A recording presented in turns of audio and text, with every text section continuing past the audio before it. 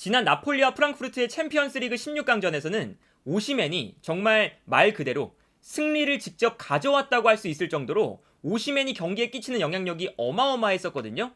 그래서 어제 경기가 끝난 이후에 프랑크푸르트의 감독인 글라스너가 이런 이야기를 했습니다. 오시맨은 믿을 수가 없는 선수다 라는 이야기를 했어요. 그런데 왜 이런 이야기를 했느냐? 지난 경기에서 프랑크푸르트가 나폴리를 상대할 때 어떤 모습들을 보여줬냐면 최근 나폴리를 상대하는 팀들이 추구하는 가장 큰 목표가 있습니다. 바로 중원 라인에서 로보트카, 지엘린스키, 앙기사 이 세 명이 볼을 잡지 못하도록 방해를 하는 거거든요.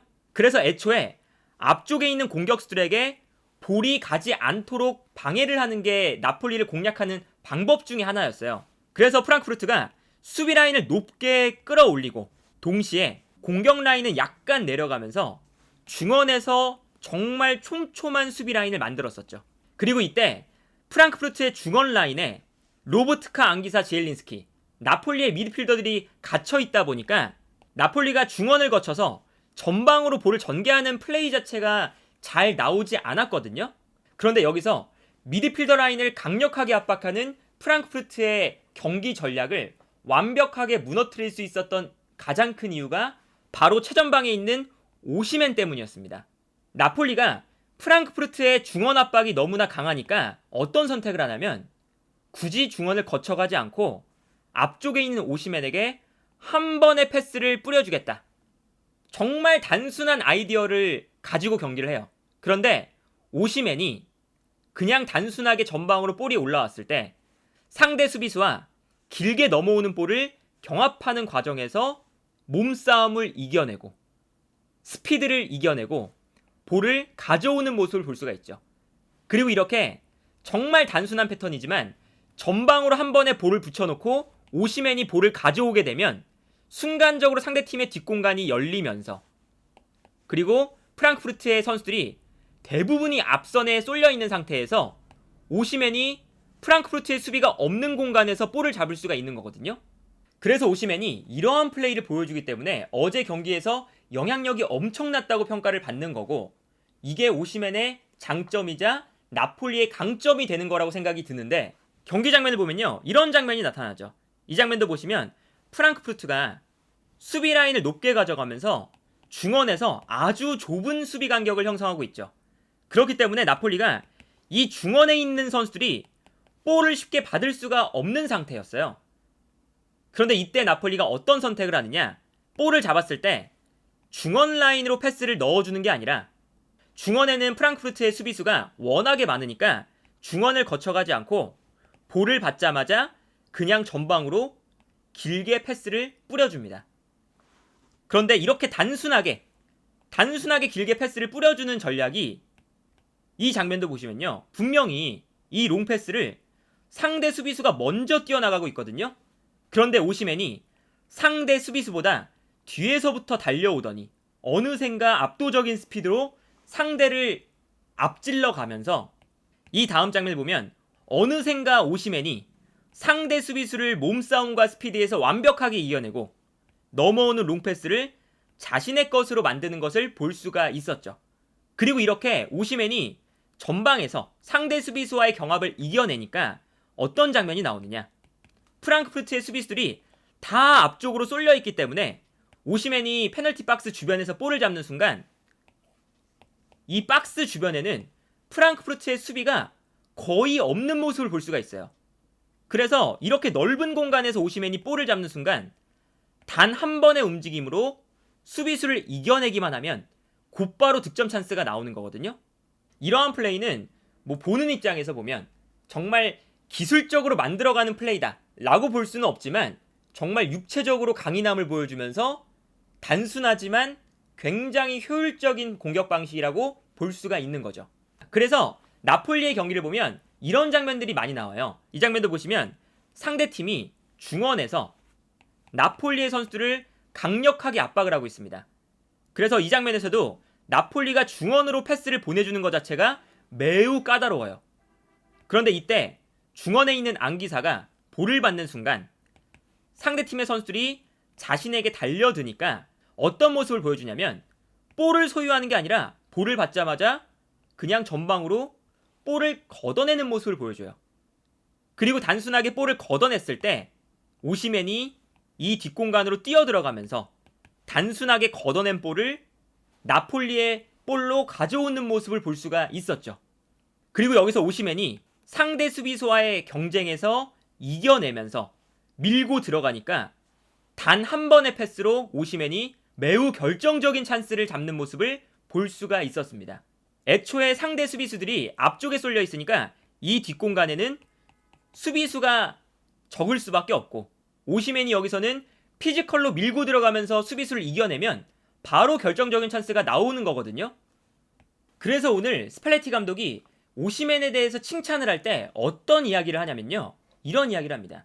나는 이미 오시멘이 월드 클래스 선수라고 생각을 합니다. 그리고 오늘 경기에서는 어떤 게 있었냐, 골을 넣는 것 외에도 오시멘은 경기의 상황을 정리하는 능력을 가지고 있습니다. 상대팀이 나폴리를 강하게 압박을 했었는데 우리는 여기서 해야 되는 일이, 프랑크푸르트가 우리를 오늘 강력하게 압박했는데 우리는 압박을 당할 때 곧바로 이 압박을 이겨내고 전방에서 플레이를 해야 됩니다. 그런데 오시멘이 있기 때문에 오시멘에게 한 번의 패스를 보내주면서 우리는 프랑크푸르트의 압박을 벗어나서 곧바로 기회를 잡을 수 있습니다. 그래서 오시멘은 우리가 압박을 이겨내고 올라갈 수 있게 만들고 우리의 공격적인 형태를 갖출 수 있게 만들고 팀의 구조를 갖출 수 있게 만들어주는 존재입니다. 라는 이야기를 해요. 이거는 정말 공격수에게 극찬이죠. 득점을 하는 것뿐만 아니라 나폴리가 경기를 운영하는 과정에 있어서 오시멘의 역할이 어마어마하다는 뜻이거든요. 그래서 이번 시즌에 상대팀 입장에서는 나폴리를 상대하기가 오시멘이라는 존재 때문에 굉장히 까다로워요. 어떤 게 있느냐, 라인을 올리면 오시멘이 뒷공간으로 뛰어들어가고요. 그리고 라인을 내려서 수비를 단단하게 페널티 박스 안에 좁혀놓은 상태에서는 단순하게 오시멘에게 붙여주기만 해도 오시멘이 득점을 만들어냅니다. 그래서 나폴리는 만들어가는 플레이를 지엘린스키, 흡이차, 로보트카 이런 선수들이 짧게 만들어가는 플레이를 잘한다면 동시에 오시멘이라는 직선적인 선수가 있기 때문에 단순하게 전방으로 붙여주는 플레이도 잘하는 팀이에요. 그러니까 나폴리가 상대하기 까다로운 거거든요. 볼을 소유하는 걸 막아야 될지 아니면 오시멘에게 가는 단순한 롱패스를 막아야 될지 아주 큰 고민에 빠지게 되는 거죠. 그래서 오늘 득점 장면을 보면 오시멘의 장점을 완벽하게 볼 수가 있죠.